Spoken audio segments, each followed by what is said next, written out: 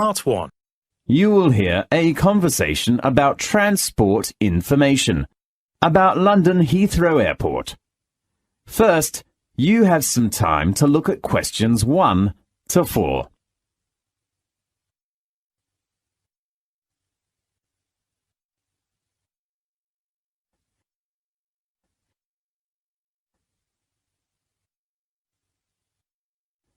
Listen carefully and answer questions 1 to 4.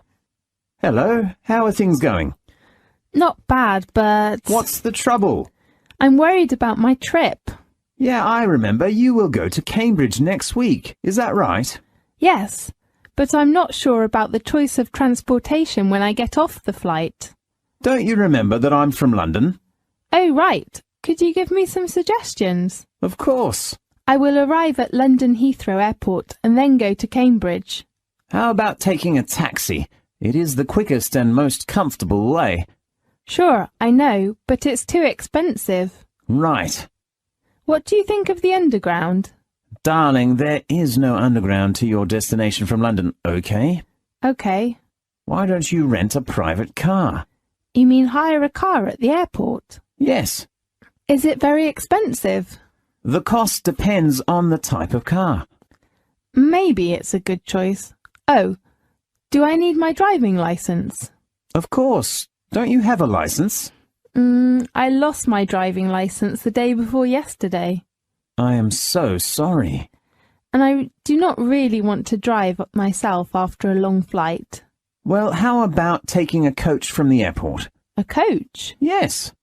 Do you know how much that costs? Usually the minimum fare is about £14. Single or return? Of course, it is a one-way ticket. And that's quite cheap. Yes. How about the number of passengers in the coach? Let me see, it is around 20 to 30. How long would it take to get to Cambridge by coach? I think it's about 3 hours. Really? That's too slow. Why does it need such a long time?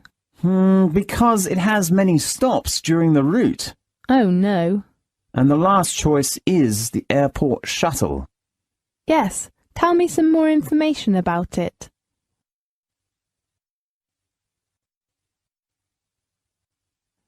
Now, look at questions 5 to 10.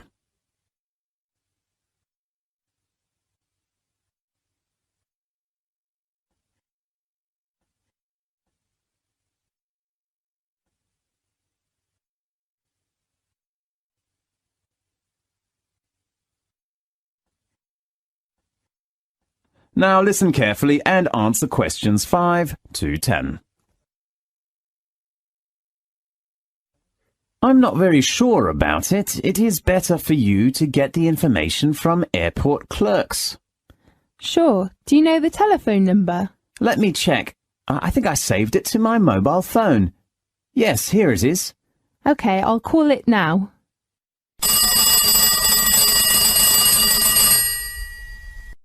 Good morning. This is the transport information at London Heathrow Airport. How can I help you? Good morning. I'd like to reserve a seat on the airport shuttle. OK, I just have to fill out this form for you. What's your name? My name is Echo Gray. And your age? I'm 21 years old. What is your nationality? I come from New York. OK, American. Yes. And your flight number? It's BA188. What date will you arrive? 26th of August. Do you know the arrival time? You mean at Heathrow Airport? Yes. It is 3:05 in the afternoon. Sure. Which terminal? It is... let me think. Is it Terminal 5? Oh, yes. So that's the Heathrow Airport to Cambridge on the 26th of August. Yes. Single ticket or return? Just single. Does that have some discount? I mean, some special tickets?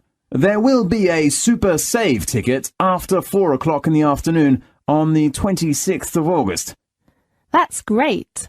So what's the departure time? 16:10.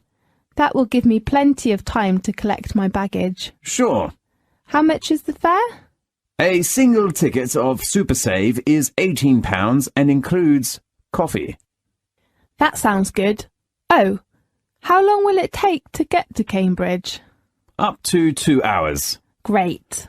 The last thing, how will you pay your shuttle fare? Do you accept American Express? Of course. Please tell me your number.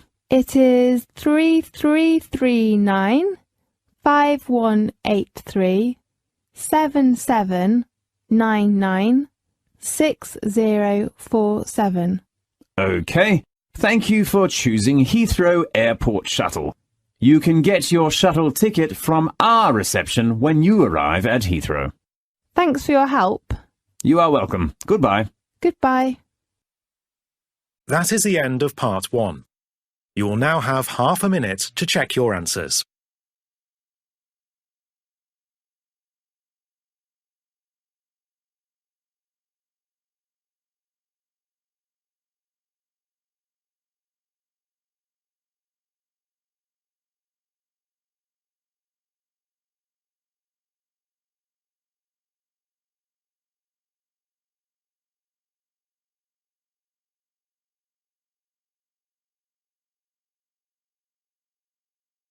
Part 2. You will hear a conversation about health centres. First, you have some time to look at questions 11 to 20.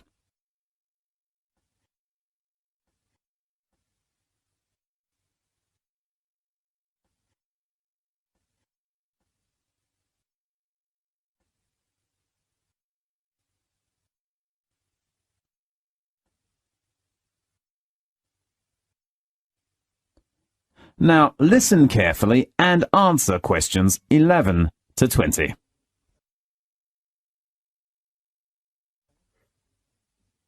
Good morning. Good morning. Come in, please. How can I help you? I want to know some information about your health centre. Yes, sit down, please. There are 2 health centres. One is East Centre and the other is West Centre. Where are they located? East Centre is about 10 minutes to City Hall. Very close, and West Centre is out of town. How about the appointment system of the 2 health centres? Well, we have a proper appointment system, but because East Centre has many patients, I have to say its appointment system is not bad. How about the West Centre? It is more efficient than the East Centre, just 48 hours drive in advance. Fine. How about their facilities? What do you mean? How about the difference of medical facilities between the 2 centres? The East Centre has modern facilities, especially for some patients who need an operation. Yes. How about the facilities at the West Centre? It also has a standard facilities, but it's not better than the East Centre. Yes. I'd like to know some information about the doctors in both the health centres. There are about 12 doctors at East Centre. I heard somebody say there is a really nice doctor who is good with children. Yes, he is Dr. Sam. I'm worried about my son's leg. How old is your son? 7 years old. Oh, I think the West Centre is a good choice for you. What do you mean? There are 8 doctors at the West Centre. Dr. Jerry is one of the most famous doctors in both health centres. Yes, it is said that Dr. Jerry is very good with leg trouble. Yes, I will think about it. If you want a doctor to visit you at home, you can reserve a home visit. Really? Yes, but we have a fixed home visit time. Could you tell me the time arrangements? Consulting hour for doctors at the East Centre is from 9 o'clock in the morning to 5 o'clock in the afternoon. And the West Centre? The time is from 10 a.m. to 5 p.m. How about emergencies? If it is an emergency, you can phone at any time, night or day. It might not be your doctor that comes through, though. Yes. How about the charge? You mean in an emergency? Yes. If you are a member, we will charge you £8 at the East Centre. Is it the same fee with the West Centre? No, because of the distance, the charge will be £9.50. Sure. How about medication? When the doctor sees you, you will get a prescription. You can take the medication you need at our health centre or go to a drugstore. Sure. If it's for a child under the age of 10, you don't have to pay for medication. Really? That sounds good. The same thing applies if you are a patient who is retired or pregnant. Right. May I apply for your health centre's membership now? Of course, you should fill in the form first. Fine. That is the end of part 2. You now have half a minute to check your answers.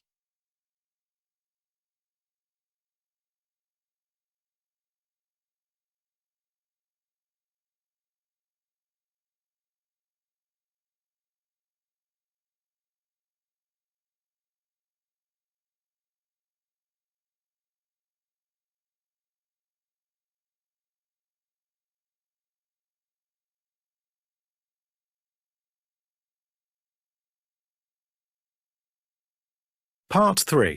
You will hear a lecture about student orientation.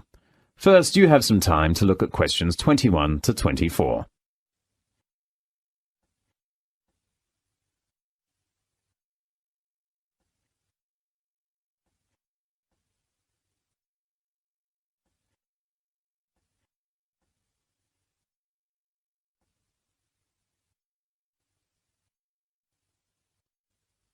Now, listen carefully and answer questions 21 to 24. Welcome to the University of Newcastle. I'm Caitlin. Now let's welcome Mr. Sutton to give us an introduction of orientation schedule. Thanks, Caitlin. Well, welcome to our university. There are 3 parts of the orientation during the next week. The first part is the campus tour. We will organise an orientation tour around the campus. Now, please look at the schedule. On next Monday, we will begin our tour with an introduction to the Student Union. So, please gather at the door of the Student Union at 9 o'clock. After visiting the building first, we will help all students to apply for the Student Union card. So please take one passport photo when you attend the orientation. Usually there are some departments such as a travel agency, insurance, and so on. You can enjoy your lunch in campus, perhaps at the canteen. At 2 o'clock in the afternoon, we will all visit the library. A lecturer at the library will give you an introduction. How to apply for a library card, how to borrow reference books, and how to use the facilities in the library.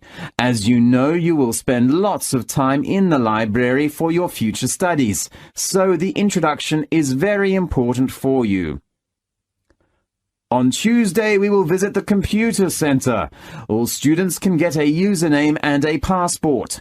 You can also register your laptop in the center if you have it.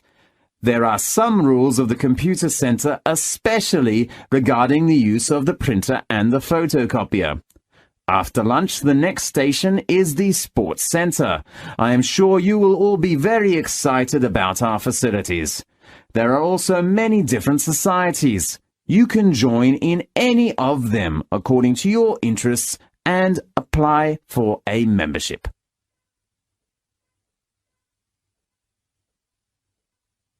Now look at questions 25 to 30.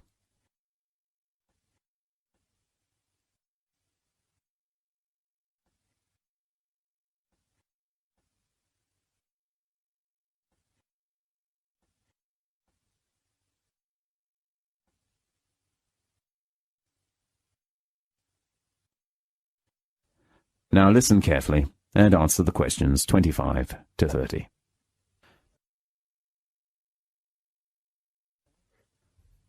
The second part of orientation is course arrangements. You should gather in the auditorium of the West Campus in the morning of Wednesday.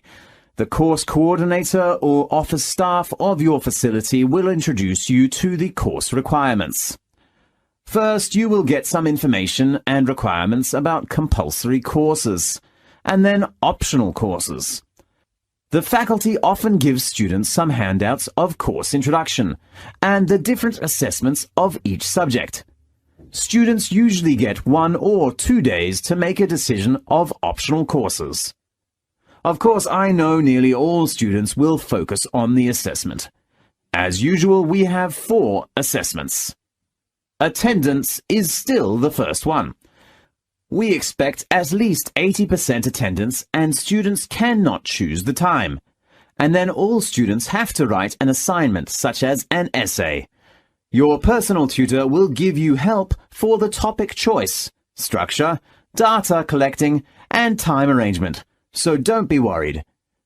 As a student of the business faculty, all students have to do a presentation, especially group presentations, in which you can train and improve the team spirit. The last assessment is the exam. I know you will all hate it, but you have to attend some exams. Most exams are open book. Isn't it a busy day on Wednesday? You will have a free morning on Tuesday. We hope all students can come to department offices to get a curriculum and hand in your optional course form in the afternoon. The last part of orientation is a party for all new students. The party will be held at 5 o'clock in the afternoon on Friday. There is a common room on the 3rd floor in the business faculty building. We will prepare for many delicious foods and drink in there, and it will be a good chance to know your advisors and classmates. Okay, that's the main introduction of orientation. I am sure that you will enjoy it. Thanks, Mr. Sutton. The next thing... That is the end of part 3. You now have half a minute to check your answers.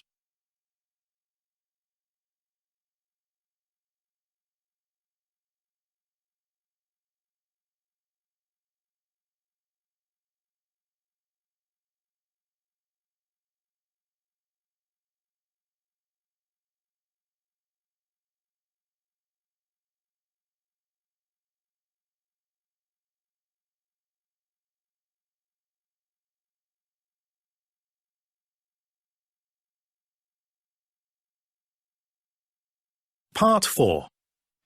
You will hear a lecture about marine life. First, you have some time to look at questions 31 to 40.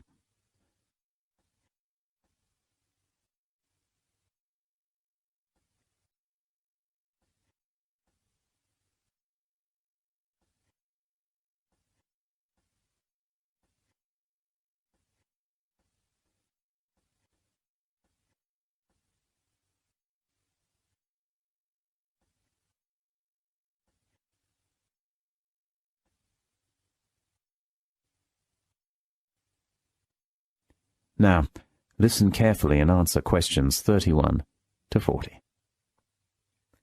How many fish are in the sea? It's a hot topic for many scientists. Today we have invited a famous scientist who spent 10 years studying marine life to give us an introduction of the latest survey called The Census of Marine Life. Let's welcome Alok Jha. Thanks, Ella. The Census of Marine Life has been the biggest and most comprehensive attempt ever to answer that question. How many fish are in the world's oceans? The Census of Marine Life, which hopes to indicate a baseline of marine life, estimates that there are more than 230,000 species in the sea. The study covers from coast to the open ocean, from the shallows to the deeps, from little things like microbes to large things such as fish and whales. A team of over 360 scientists from all over the world have spent the past 10 years surveying 25 regions, from the Antarctic through to the temperate and tropical seas to the Arctic, to count the different types of plants and animals. The findings indicate that crustaceans such as lobsters, crabs, krill, and barnacles account for 1/5 of the number of species in the world's oceans, and half of the world's marine species is mollusk, squid and octopus, and fish, including sharks. The charismatic species usually used in propagating environmental protection, for example whales, sea lions, turtles, and seabirds, account for less than 2% of the species in the world's oceans. The study has also focused on major fields of concern for conservationists. In every region, they got the same experience of a major collapse of what were usually very abundant fish stocks or crabs or crustaceans that are now only 5 to 10% of what they used to be. The main reasons include overfishing, degraded habitats, and pollution. But more problems are presented. Rising water temperatures and acidification brought by climate change and the growth in areas of the ocean that are low in oxygen and therefore unable to support marine life. The census of marine life shows that enclosed seas, such as the Mediterranean Sea, the Gulf of Mexico, China's shelves, the Baltic, and the Caribbean, have the most threatened biodiversity. The pollutions in enclosed seas are mainly from chemicals or garbage that people throw into it. Dense coastal populations of humans also tend to be packed along enclosed seas, meaning rising contaminations and extraction of more biodiversity from the water. The Mediterranean Sea, which contains around 17,000 identified species, has been a region with high threat. Scientists in our team studying the Mediterranean identified problems related to increased litter from shipping and munitions across the sea, as well as bombs discharged during the Kosovo War. The Mediterranean also has to face problems with invasive species, displacing the creatures that already live there. The census of marine life shows that the Mediterranean Sea has the most alien species, more than 600, among all the 25 regions that have been surveyed. It looks like the region with coral reefs has always had a very high rate of speciation. It also has a very diverse range of habitats, from the deepest regions of the ocean to large regions of shallow seas which can afford coral reefs. The most diverse regions identified by the Census of Marine Life are around Australian and Japanese waters, which contain more than 30,000 species each, and are among the most biologically diverse in the world. Next in line are the oceans of China, the Mediterranean Sea, and the Gulf of Mexico. Besides algae and the seabirds and mammals that travel around the sea, viperfish has been regarded as the most cosmopolitan marine creature by the Census of Marine Life. Its presence was recorded in around a quarter of the world's seas. And for every marine species of all kinds known to science, scientists of the Census of Marine Life estimate that at least 4 have yet to be discovered. For example, about 70% of species of fish have been discovered, but for most other groups, likely less than 1/3 are known. Our research team has found the number of marine fish species was about 16,764 and was growing at around 100 a year. So scientists estimate that there are almost 22,000 fish species in the world's oceans. The most fruitful potential areas for discovery include the tropics, deep seas, and southern hemisphere. Although most ocean organisms still remain nameless, and their numbers unknown at the end of the Census of Marine Life, we still gained an important and exciting start. Definitely. That's a great achievement. Thank you very much. Okay, thanks to Alok for giving the amazing information about marine life. Next week we will... That is the end of part 4. You now have half a minute to check your answers.